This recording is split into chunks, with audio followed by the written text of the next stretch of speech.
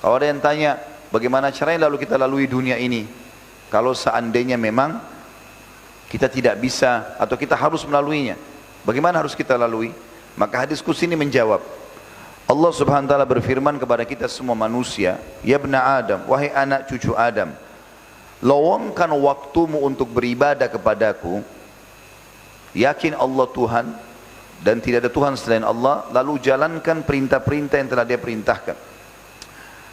Maka aku akan penuhi dadamu dengan kekayaan, dan aku akan penuhi semua atau aku akan hilangkan kemiskinanmu. Wa illa taf'al, kalau kau tidak lakukan itu, mala'tu yadaika syuklan walam asudda faqrak. Kalau kau tidak lakukan itu, kau tidak beribadah kepadaku, tidak menikmati yang halal, tidak mengerjakan yang diperintahkan, tidak meninggalkan yang dilarang, maka aku akan membuat hidupmu sibuk dengan urusan-urusan yang tidak perlu, dan aku tidak akan menghilangkan kefakiranmu. Di dalam hadis yang lebih dalam lagi merincikan masalah ini, hadis riwayat Ahmad dan Ibnu Majah, kata Nabi SAW, man kanatid dunya hammah, siapa yang menjadikan dunia sebagai target utamanya, enggak mau kenal mana halal haram, enggak mau tahu ada hisab atau tidak hari kiamat, siapa yang menjadikan dunia sebagai target utamanya, farraqallahu alaihi amrah, Allah akan sibukkan dia atau pecah belahkan perkara-perkaranya. Tidak ada yang selesai. Ini belum selesai, ada masalah lain. Ini belum selesai, masalah lain. Wa ja'ala faqrahu baina ainai, dan Allah jadikan kemiskinan di antara atau di depan matanya. Ada orang subhanallah teman-teman sekalian, pendapatannya sudah 30 juta, 20 juta per bulan, tapi kita temukan tidak pernah sama sekali dia mengucapkan alhamdulillah, selalu kurang saja.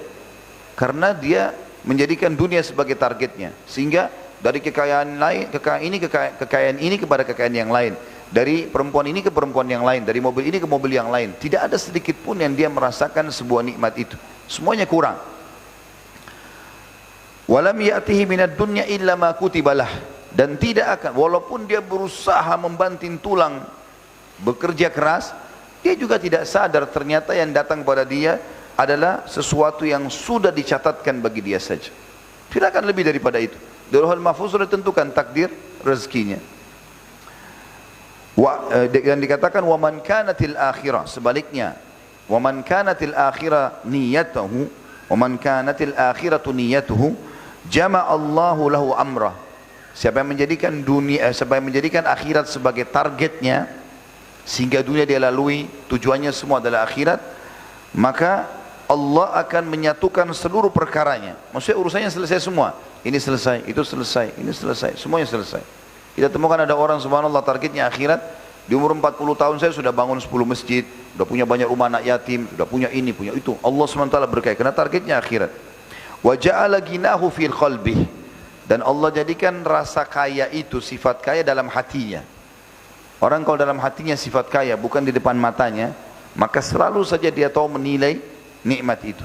Minum saja enak, alhamdulillah. Makan sedikit, alhamdulillah.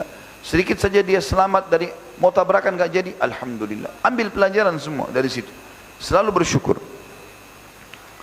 Kemudian dikatakan wa atathu dunya wa hiya ragimah, dan orang yang seperti ini pasti dunia akan datang kepadanya dalam kondisi terhina. Pepatah bahasa Arab mengatakan, artinya yang kurang lebih artinya, siapa yang mengejar dunia, akhiratnya akan luput. Siapa yang mengejar akhirat, akhiratnya akan ikut. Siapa yang mengejar akhirat, dunianya akan ikut. Jadi kalau orang targetnya akhirat, dunia ini akan jadi ikut sama dia. Akan mudah semua, pernikahannya mudah, pekerjaannya mudah, rezekinya mudah semuanya, karena targetnya akhirat. Tapi siapa yang menjadikan dunia targetnya, lupa dengan akhirat, maka Allah akan persulit kehidupannya di dunia itu.